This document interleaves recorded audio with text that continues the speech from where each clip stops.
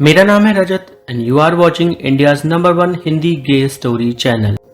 दोस्तों, हर क्रिएटर की तरह मुझे भी आपसे बहुत उम्मीदें हैं कि आप लोग वीडियो को लाइक करें। तो प्लीज़ हर एक बंदा जो भी इस स्टोरी को सुन रहा है, प्लीज़ वीडियो को लाइक करिए और हाँ, कहानी को पूरा ज़रूर सुनिए। मुझे भरोसा है कि आपको ये कहानी बेहद पसंद आएगी और आपके दिल को ज़रूर छुएगी। जैसा कि मुझे याद है, उस वक्त मैं 9 साल का था जब मैंने रजनीश चाचा को पहली बार देखा था।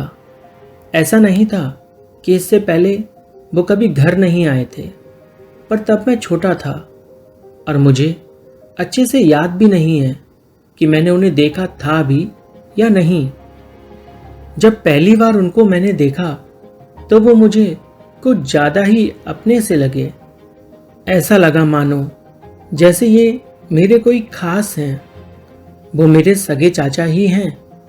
उनकी बॉडी आज भी एकदम कड़क है और वो इतना जिम जाते हैं कि बस पूछो ही मत।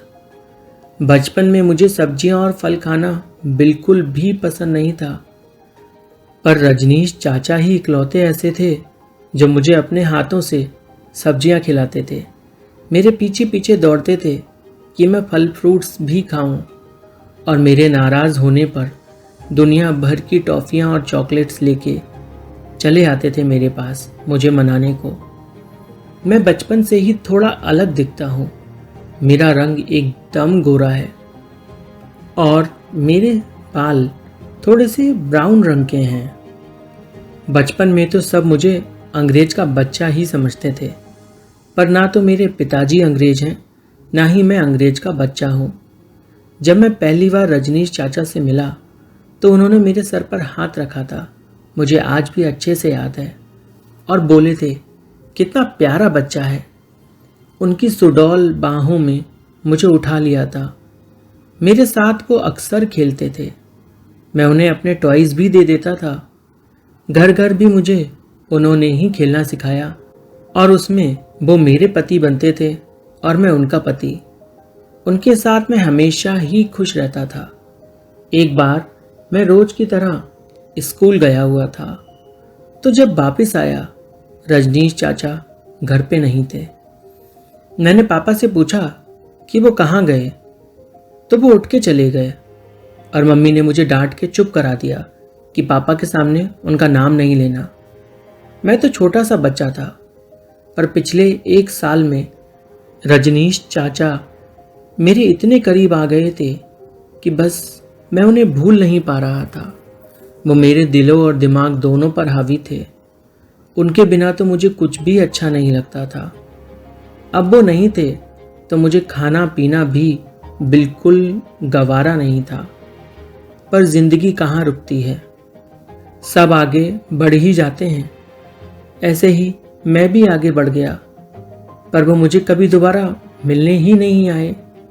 और जब कभी भी मैंने मम्मी से पूछा तो वो कुछ बोली नहीं।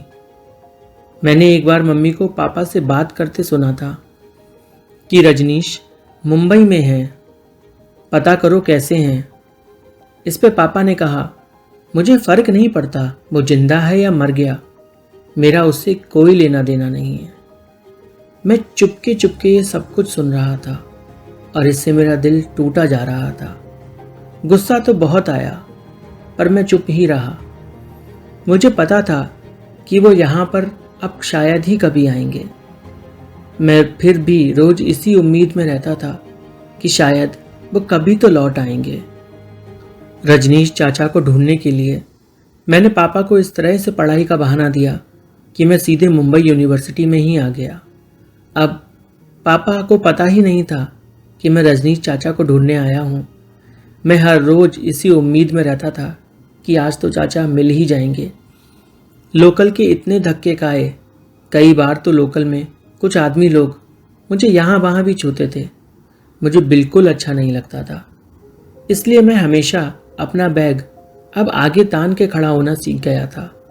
और पिछले 2 सालों में मैंने जी जान लगा के पढ़ाई तो की ही थी, मराठी भी सीख ली थी और रजनीश चाचा को ढूंढने की नाकामयाब सारी कोशिशें कर ली थी, पर वो मिले ही नहीं।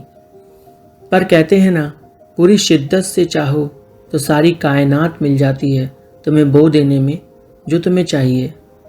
ऐसा मैं नहीं, शाहरुख खान ने कहा था अपनी मूवी में, पर बात में दम भी है और सच्चाई भी। एक रोज़ मैं मरीन ड्राइव पे गया था, बस यूं ही घूमने, मन को शांत करने। मम्मी से वीडियो कॉल पर बात कर रहा था। मेरी मम्मी हर रोज़ मुझसे फ़ोन पर बात करती हैं और उस दिन भी हम बस यूं ही बातें कर रहे थे। तभी एक शख्स मेरे बाजू में बैठा, वो बस मेरे फ़ोन में घुसा ही चला आ रहा था। मुझे थोड़ा अजीब लग रहा था तो मैंने उससे पूछा, कोई दिक्कत है क्या? पर मैंने मराठी में बोला तो वो बोला, तुम राजू हो क्या? मैं शॉक्ड हो गया, इस इंसान को मेरे घर का नाम कैसे पता? मैंने मम्मी से कहा, फ़ोन रखो और बाद में बात करते हैं। मेरे मन में बार बार ये ख्याल आ रहा था कि कहीं ये मेरे चाचा तो नहीं, क्योंकि पूरे 12 साल हो गए हैं उन्हें देखे हुए। मैंने फ़ोन जेब में रखा, उनकी तरफ घूमा और पूछा, आपको मेरा नाम कैसे पता?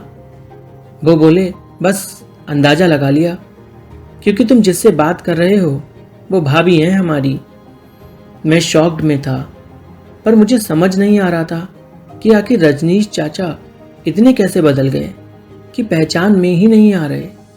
वो एकदम फिट रहने वाले इंसान थे, टोन्ड बॉडी के साथ, और ये बंदा एकदम दुबला पतला स्लिम था।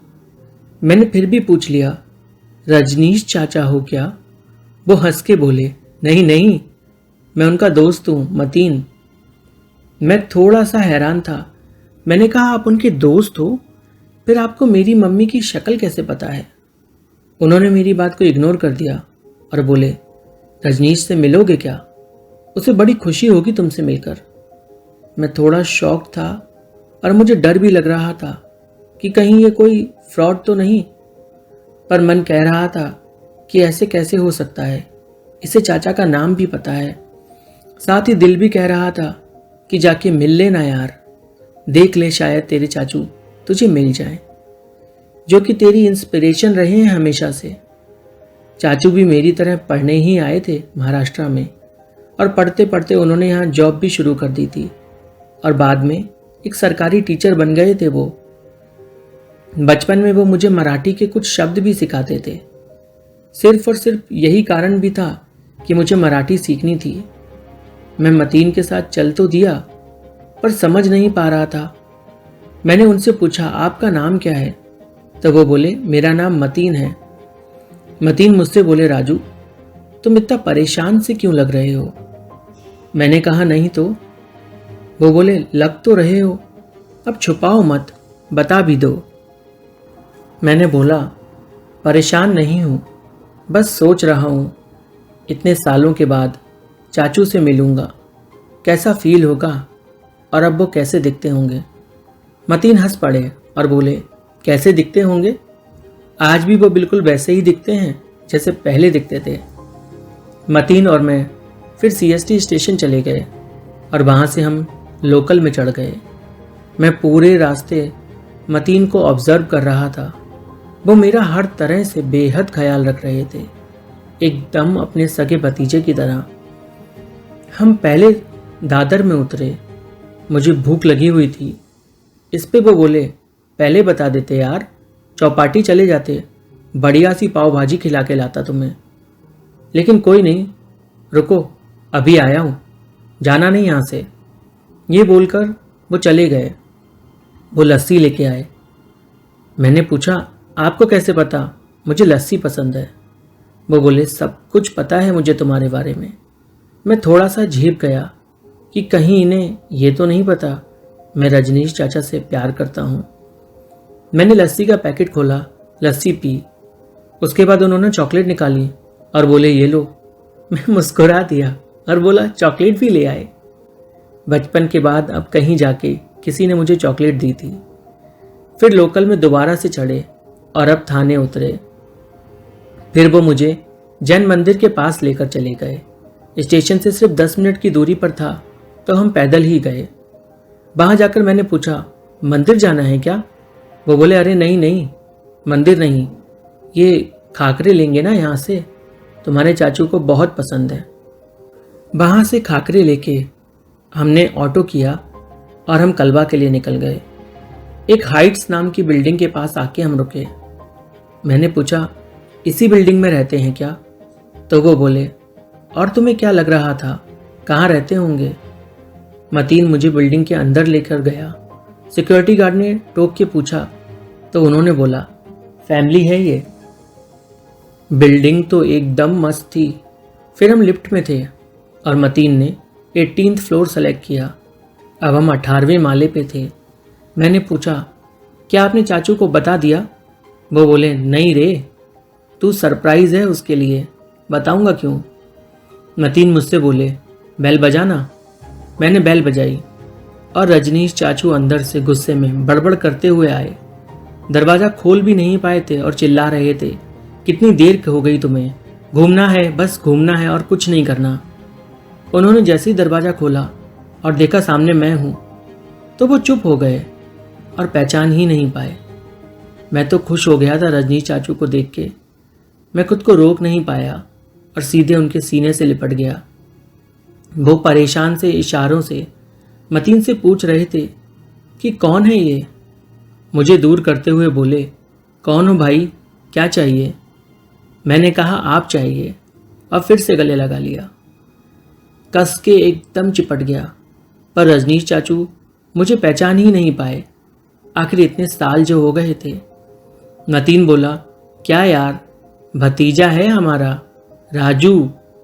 ये सुनते ही चाचू एकदम 7वें आसमान पर पहुंच गए। उनकी खुशी का ठिकाना नहीं रहा और उन्होंने बचपन की तरह मुझे गोद में ही उठा लिया और घर के अंदर ले गए। पर अब मैं थोड़ा बड़ा था तो उनकी गोद में तो आने से रहा। फिर मुझे नीचे उतारा, मेरा माथा चूमा, मेरे गाल चूमे, मेरी पलकें चूमी और कस के सीने से लगाए रखा। जब तक उन्हें सुकून नहीं मिल गया उन्होंने मुझे छोड़ा नहीं। मतीन मजाक करते हुए बोले, छोड़ दो, अब क्या बच्चे की जान लोगे तुम? रजनीश चाचू ने अपनी पकड़ ढीली की। वो मुझे अंदर ले गए अपने बेडरूम में। उनका घर तो एकदम मस्त था। हॉल में सोफा, डाइनिंग टेबल, टीवी, सब कुछ था। मैं उनके बेडरूम में बैठा था। रजनीश चाचू ने एसी ऑन कर दी। इस पे मतीन ने उनकी फिरकी ली और बोला, क्या बात है, हमें तो एसी ऑन नहीं करने देते। रजनीश चाचू ने मतीन का सर अपनी बाहों में दबा लिया और बोले, अच्छा, कब नहीं करने देता ऑन? उन्हें देखकर मेरे मुंह से निकल गया, आप लोग तो भाई जैसे हो। तो वो बोले, नहीं नहीं, भाई नहीं है हम, बेस्ट फ्रेंड कह सकते हो। वो हंसे और बोले कि हम बेस्ट फ्रेंड से भी शायद ऊपर ही हैं। मैं थोड़ा सा शॉक्ड हो गया ये सुनकर। फिर रजनीश चाचू किचन में जाने को उठे तो मतीन ने उन्हें रोक दिया और बोले, बैठो उसके साथ, मैं जाता हूँ ना। वो किचन में चले गए। रजनीश चाचू ने मुझसे घर का हाल पूछा। मैंने उन्हें घर का सारा हाल सुनाया। फिर उन्होंने पूछा कि मैंने मतीन को कैसे ढूंढा। तो फिर उन्हें मैंने पूरी कहानी बताई कि कैसे मतीन ने मुझे ढूंढा, मम्मी को देखकर वीडियो कॉल पर।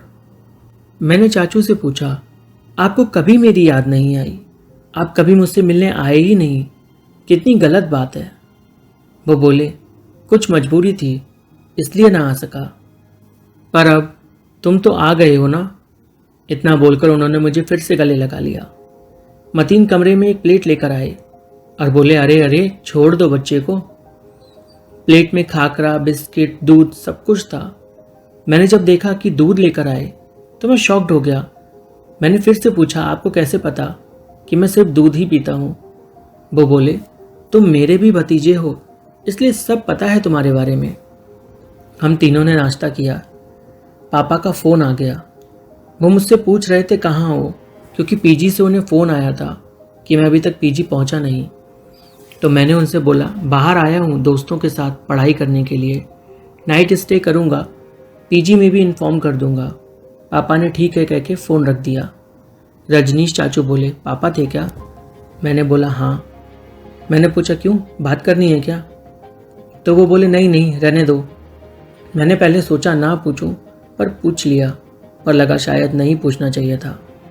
मैंने फिर से कहा, क्या आपको कभी मेरी याद नहीं आई? वो उदास हो गए। मैंने उनका हाथ अपने सर पर रख लिया और उनको मजबूर कर दिया सच बोलने को। उन्होंने मतीन को आवाज़ दी, वो भी आ गए। मतीन का हाथ चाचू ने अपने हाथ में लिया और बोले, ये मेरा पार्टनर है। मैं शॉक्ड होकर देख रहा था। मैंने मुंडी टेढ़ी की और पूछा, क्या? वो बोले, ये मेरा लाइफ पार्टनर है। मैं इससे प्यार करता हूँ और मैं घर पे इसलिए नहीं आ सका क्योंकि भैया ने यानी तुम्हारे पापा ने मना किया था कि घर पर अब कभी मत आना। मैंने पूछा कि क्या हुआ था, तो उन्होंने बताना शुरू किया कि जिस दिन मैं स्कूल गया था जब मैं छोटा था, उस दिन मतीन आए थे मम्मी और पापा से मिलने। चाचू ने ही उनको बुलाया था, पर पापा को वो एक फूटी आंख ना सुहाए। पापा ने तो मतीन पर हाथ छोड़ दिया था। मैंने उन्हें रोकने की कोशिश भी की तो वो बंदूक निकाल के ले आए। भाभी उन्हें समझाने की कोशिश कर रही थी, पर वो मतीन को मार डालना चाहते थे। इसलिए भाभी ने हमें कसम दी कि हम कभी भी लौट के ना आए, और उन्होंने हम दोनों को घर से जाने को कहा। उस दिन के बाद से मैंने कई बार कॉल किया। कभी कभी भाभी छिप छिप के बात कर लेती थी, पर जब भैया को भनक पड़ी तो उन्होंने भाभी से रिश्ता तोड़ने की धमकी दी। इसलिए मैंने फिर कभी किसी को कॉल नहीं किया। मैं हैरानी से सुन रहा था रजनीश चाचा की बात को। मेरे मन में उनके लिए बेहद प्यार था और इसी वजह से मेरी आंखों से आंसू बह निकले। चाचू ने मेरे आंसू पोंछे और बोले, क्या हुआ? मैंने उन्हें कस के गले लगाया और कुछ नहीं कहा। फिर मैंने मतीन चाचू को भी गले लगा लिया और उनसे प्रॉमिस लिया कि वो चाचू को कभी अकेला नहीं छोड़ेंगे। और आज मैं और चाचू हम तीनों मिलते रहते हैं, साथ में पार्टी करते हैं। उस दिन मैंने भी चाचू को अपने गे होने का सच बता दिया, जिस पे उन्होंने मुझे समझाया कि हमारी वाली गलती मत दोहराना। जब भी मम्मी पापा से सच बोलना, सिर्फ अपने बारे में बोलना, अपने किसी बॉयफ्रेंड के बारे में मत बोलना। वैसे बॉयफ्रेंड है क्या? मतीन चाचू ने पूछा। मैंने हंस के बोला, कोई नहीं है यार, होगा तो आप दोनों को ही सबसे पहले बताऊंगा। मैं अंदर से जितना उदास था उतना खुश भी था, क्योंकि मेरे चाचू को उनका प्यार मिल गया था और चाचू का ये प्यार बहुत पुराना था। वो दोनों हॉस्टल के समय से साथ थे। चाचू बहुत ज़्यादा शैतानी करते थे, इसलिए पापा ने उन्हें हॉस्टल में पटक दिया था जब वो 6वीं क्लास में थे, और उन्हें मतीन यानी उनका प्यार वहीं मिला था। दोनों ने अपने रिश्ते के बारे में किसी को नहीं बताया। दोनों अपनी ही दुनिया में खुश थे, जिसे देख के मुझे विश्वास हुआ कि भगवान ने कहीं ना कहीं मेरे लिए भी किसी को तो बनाया ही होगा। कहानी अच्छी लगी हो तो लाइक करिए, कमेंट करिए और चैनल को सब्सक्राइब कर दो दोस्तों।